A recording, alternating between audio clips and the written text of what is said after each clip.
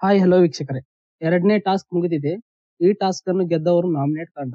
ಇದನ್ನು ಹಿಂದಿನ ವಿಡಿಯೋದಲ್ಲಿ ಹೇಳಿಕೊಟ್ಟಿದ್ದೇನೆ. ಈಗೇನೆಂದರೆ ನಾಮಿನೇಟ್ ತಂಡದವರಿಗೆ ಒಂದು ಅಡ್ವಾಂಟೇಜ್ ಇರುತ್ತದೆ.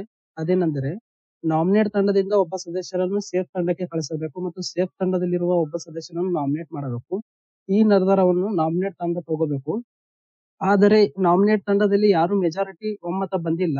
ಹಾಗಾಗಿ ಈ ಪವರ್ ಅನ್ನು ಬಿಗ್ ಬಾಸ್ ಯಾರಿಗೆ ಕೊಟ್ಟಿದ್ದಾರೆ ಮತ್ತು ಈ ವಾರ ಎರಡನೇ ಟಾಸ್ಕ್ ಗೆದ್ದು ಸೇಫ್ ಆಗಿರುವ ಅಭ್ಯರ್ಥಿ ಯಾರು ಮತ್ತು ಸೇಫ್ ಇಂದ ನಾಮಿನೇಟ್ ಆಗಿರುವ ಅಭ್ಯರ್ಥಿ ಯಾರು ಎಂದು ಈ ವಿಡಿಯೋದಲ್ಲಿ ತಿಳಿಸಿಕೊಡುತ್ತೇನೆ.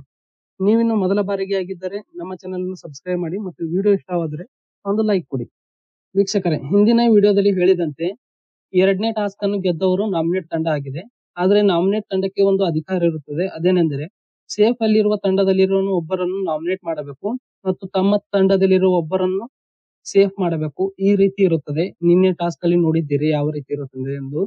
ಆದರೆ ಈ ಟಾಸ್ಕ್ ಅಲ್ಲಿ ನಾಮಿನೇಟ್ ತಂಡದಿಂದ ಸೇಫ್ ಮಾಡಲು ಎಲ್ಲರೂ ಒಮ್ಮತದಿಂದ ಹೆಸರು ಹೇಳಿದ್ದು ರಾಶಿಕಾ ಅವರನ್ನು. ಆದರೆ ಸೇಫ್ ತಂಡದಿಂದ ಯಾರನ್ನು ನಾಮಿನೇಟ್ ಬೇಕಂದರೆ ಎಲ್ಲರೂ ಹೆಸರು ಹೇಳಿದ್ದು ಸ್ಪಂದನ ಅವರನ್ನು. ಆದ್ರೆ ಸ್ಪಂದನ ಅವರು ಲೂಸ್ ಇದ್ದಾರಲ್ಲ, ಸ್ವಲ್ಪ ಗೇಮ್ ಅದು ಚೆನ್ನಾಗಿ ಆಡುತ್ತಿಲ್ಲ ಅಂದ್ರೆ ಮನೆಯವರೆಲ್ಲರೂ ಸ್ಪಂದನ ಅವರ ಹೆಸರು ಹೇಳುತ್ತಾರೆ. ಆದರೆ ರಾಶಿಕಾ ಅವರು ಅಭಿ ಅವರ ಹೆಸರನ್ನು ಹೇಳಿ ಪಟ್ಟು ಹಿಡಿದು ಕೊಡುತ್ತಾರೆ. ರಾಶಿಕಾದು ಮತ್ತು ಅಭಿಯಿಂದ ನಿನ್ನೆಯಿಂದ ಜಗಳ ನಡೀತಿದೆ ಮೊದಲೇ ಟಾಸ್ಕ್ ಇಂದ. ಹಾಗಾಗಿ ಮನೆಯವರೆಲ್ಲ ಸ್ಪಂದನ ಅವರ ಹೆಸರು ಹೇಳ್ತಿದ್ದಾರೆ, ರಾಶಿಕಾ ಅವರು ಒಬ್ಬರೇ ಮಾತ್ರ ಅಭಿ ಅವರ ಹೆಸರು ಹೇಳ್ತಿದ್ದಾರೆ. ಹಾಗಾಗಿ ಅವರವರ ನಡುವೆ ಒಮ್ಮತ ಬರದ ಕಾರಣ ಎರಡನೇ ಟಾಸ್ಕ್ ಗೆದ್ದಿರೋ ನಾಮಿನೇಟ್ ತಂಡ ಒಬ್ಬರನ್ನು ಸೇಫ್ ಮಾಡಬೇಕು ಮತ್ತು ಸೇಫ್ ಅಲ್ಲಿರೋ ಒಬ್ಬರನ್ನು ನಾಮಿನೇಟ್ ಮಾಡಬೇಕಾಗಿರುತ್ತದೆ. ಆದರೆ ಆ ಟೀಮಿನಲ್ಲಿ ಯಾರದು ಕೂಡ ಒಮ್ಮತ ಬರುವುದಿಲ್ಲ. ಹಾಗಾಗಿ ಬಿಗ್ ಬಾಸ್ ಅವರು ಈ ಅಪಾರ್ಚುನಿಟಿಯನ್ನು ಅಥವಾ ಈ ಪವರ್ ಅನ್ನು ಸೇಫ್ ಇರುವ ತಂಡಕ್ಕೆ ಕೊಡುತ್ತಾರೆ. ಆದರೆ ಸೇಫ್ ಅಲ್ಲಿರುವ ತಂಡದಲ್ಲೂ ಕೂಡ ಒಮ್ಮತ ಬರೋದಿಲ್ಲ. ಕಾಕ್ರೋಚ್ ಸುದಿ ಅವರು ಸ್ವಲ್ಪ ಪಟ್ಟು ಹಿಡಿದು ಕೊಡುತ್ತಾರೆ. ಹಾಗಾಗಿ ಸೇಫ್ ಮತ್ತು ನಾಮಿನೇಟ್ ತಂಡ ಎರಡರಲ್ಲೂ ಒಮ್ಮತ ಬರದ ಕಾರಣ ಈ ನಿರ್ಧಾರವನ್ನು ಕ್ಯಾಪ್ಟನ್ ಆದ ಮಾಳು ಅವರ ಮೇಲೆ ಬಿಡುತ್ತಾರೆ.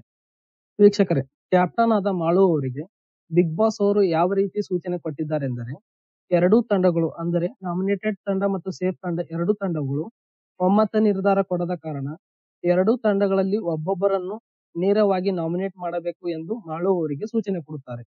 ಹಾಗಾಗಿ ಕ್ಯಾಪ್ಟನ್ ಆದ ಮಾಳು ಅವರು ನಾಮಿನೇಟ್ ತಂಡದಿಂದ ರಘು ಅವರನ್ನು ನಾಮಿನೇಟ್ ಮಾಡುತ್ತಾರೆ ಮತ್ತು ಸೇಫ್ ತಂಡದಿಂದ ಗಿಲ್ಲಿ ನಟ ಅವರನ್ನು ನಾಮಿನೇಟ್ ಮಾಡುತ್ತಾರೆ. ವೀಕ್ಷಕರೇ, ಇದಾಗಿತ್ತು ಎರಡನೇ ಟಾಸ್ಕ್ ನ ಮಾಹಿತಿ. ಈ ವಿಡಿಯೋ ಇಷ್ಟವಾದರೆ ಒಂದು ಲೈಕ್ ಕೊಡಿ ಮತ್ತು BBK12 ಲೈವ್ ಅಪ್ಡೇಟ್ ಗಾಗಿ ನಮ್ಮ ಚಾನೆಲ್ ಅನ್ನು ಸಬ್ಸ್ಕ್ರೈಬ್ ಮಾಡಿ ಮತ್ತು ಗಿಲ್ಲಿ ಅವರು ನಾಮಿನೇಟ್ ಆಗಿದ್ದು ಯಾರ್ಯಾರಿಗೆಲ್ಲ ಬೇಜಾರಾಗಿದೆ ಎಂದು ಕಮೆಂಟ್ ಮಾಡಿ. ಧನ್ಯವಾದಗಳು.